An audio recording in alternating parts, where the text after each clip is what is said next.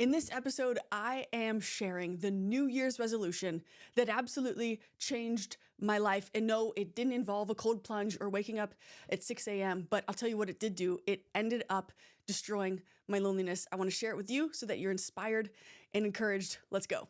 Welcome back to Accidentally Intentional, where we are on a mission to destroy loneliness by building rich, meaningful friendships. But I realized that if you're watching this episode, it's the first week of the new year, which means I should probably share about the monumental experience that changed my life, which was what started as a New Year's resolution for me. And I want to share this story with you for one reason and one reason only: to encourage you, so that you know that if you are watching this and you are so lonely right now, you are so close to being on the other side of that. And you're going to hear why, based on my own experience. And so I want you to just sit back, relax, just take this in and hear this story. And I hope that you walk away feeling encouraged and inspired, hopefully to action. But even if not, knowing that your loneliness doesn't need to stay part of your life forever. So my story begins when I was 20 years old. Well, actually, let's start a few years before that.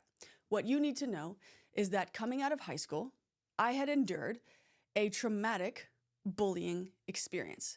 And it was so severe that I actually had no real friends in high school at all.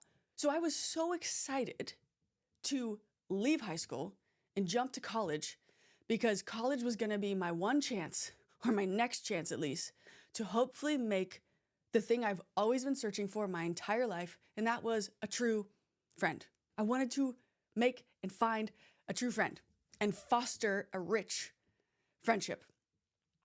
So I jumped to college with a clean slate. Nobody knows anything about you. You're stepping into new territory, and it's time to start fresh.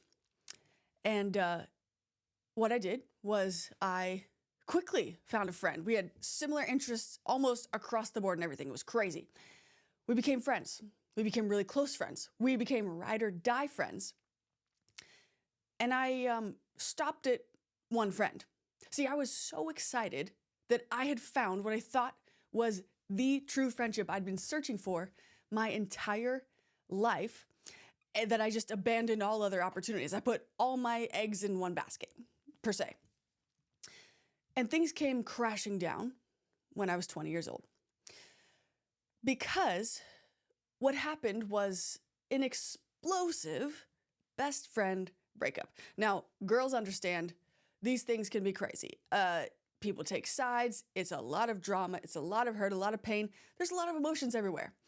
Needless to say, I found myself in the dreaded spot I was hoping I would never be again, and that was without any friends. Now, this time around, it hit me even harder because it was a familiar place, and not a familiarity that I liked at all. I fell into a deep state of depression. I didn't want to leave my dorm room at all. I really had very little will to live. I was like, what's the point? I had no hope. And I had crippling loneliness. And this lasted for a couple months, quite honestly, until New Year's, when I was 20 years old. Because I realized that I had to make a decision. And the decision I had to make was one that would be a decision followed by an action. And I looked in the mirror and I said to myself, I don't want to be lonely anymore. See, it was an accident that I fell into this state of loneliness because I overlooked the fact that friendships, plural, are important to have in my life. So I made a decision. I don't want to be lonely anymore, which meant I needed to now take action, which is where this New Year's resolution comes into play. I made a resolution to eat a meal with someone different on my college campus every single day and get to know their story. And if you think this was a walk in the park, I'm here to tell you, you are wrong, because I was so unbelievably awkward. Let me set the scene for you, okay? because I had no friends, that meant that really the only context I had for the people around me was I knew their names or they had a class that I was in with them together. So my approach and thought process was this: if I get to know people, maybe it will help me find hope, because I'll be encouraged hearing about other people's lives, and it will get the focus off of me and, quite frankly, the misery and the pain that I was in, and give me the opportunity to focus on being there for others. That was my hypothesis. But of course, this is incredibly awkward because I don't really know anything about people. So here's how my meal dates adventure, as I like to call it, started. I would go up to someone in my communications class, for instance, and I only knew their name. So I'd be like, "Hey, Erica, I love your shoes. You have a really cool sense of fashion, but that's all I know about you. Would you want to go to lunch with me so I could learn more about you and we could be friends?" Are you cringing right now? Like, I'm cringing. I still can't even believe I did it. But here's the crazy thing. People said yes. People said yes. Every single time I asked someone to lunch or dinner, it didn't matter how much I fumbled and bumbled around trying to get it out. By asking someone to spend time with them, it made someone feel seen, and it made someone feel like they mattered. So I would start these meal dates, but my awkwardness didn't stop there, because I was so terrified of silence that I wrote cue cards. No, I'm dead serious. I literally wrote on 3x5 note cards 50 questions to ask in case there was an awkward silence or pause, and I shoved these 3x5 note cards into my skinny jeans. Do you get the visual? It's awful. And that's how I started these meal dates, with these safety cards in my pocket in case I needed to ask a question and it was too awkward. But thankfully, I never needed to use them, because people want to be known and people want to be seen and feel valued. And so I started this process, right? And I'd learn about somebody and I'd leave feeling encouraged, just like I thought. I'd feel hope. I'd feel, man, I want to do this again. It actually almost became an addiction. I loved being able to get to know somebody so much better. And it's crazy for me to even say that, because it was such a terrifying fear, and just even the thought of that when I was 20, of being like, oh, I'm going to enjoy making friends, I would have said, you're absolutely nuts. But the more I kept doing it, the more comfortable I got, and the more confident I got, knowing that I was on a mission to make others feel seen, and in hopes that it would build a friendship. But even if not, I got to know somebody a little bit better on campus. This became so transformative for me that I actually continued doing this every single day until I graduated. And I got over 250 meals with strangers on my college campus. And it changed my entire life. It changed my entire life. And that's the genesis for this podcast, because what started as an accident, coming to the conclusion and realizing, oh my gosh, I have no friends, turned into what needed to be an intentional practice and choice and decision and action day after day to get out of that and ultimately destroy my loneliness. And the reason I'm sharing this with you is because you might have just heard that and thought a couple different things. You might have thought, I could never do that.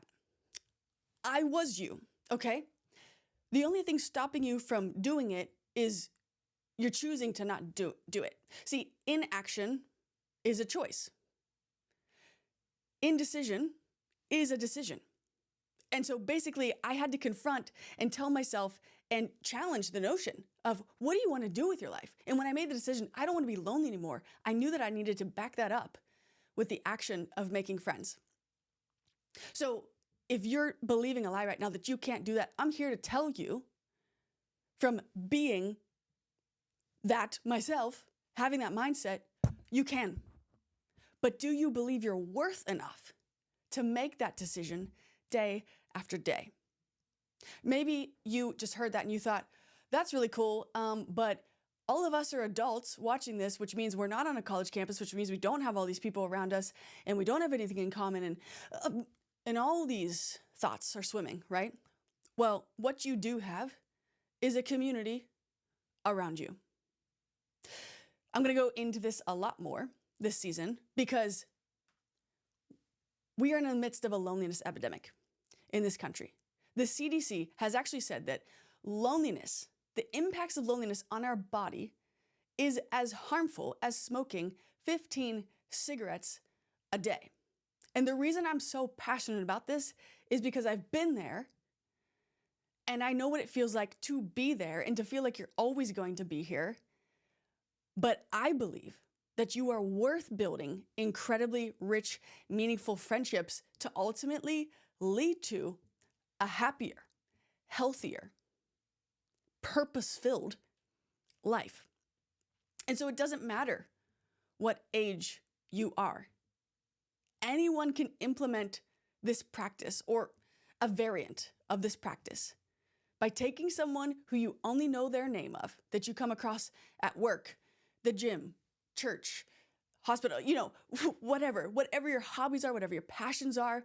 You can take someone who you barely know and ask them. Make the ask. Go first. We have to stop waiting for other people to help us stop being lonely, because that's not anyone else's decision. It's ours. So I wanted to just share that with you, of course, because I want to encourage you and inspire you that you are capable of doing this. Yes, it takes courage. Yes, there's a possibility of rejection, but also, you know what there's a possibility of? The friendship that you've been hoping for your entire life.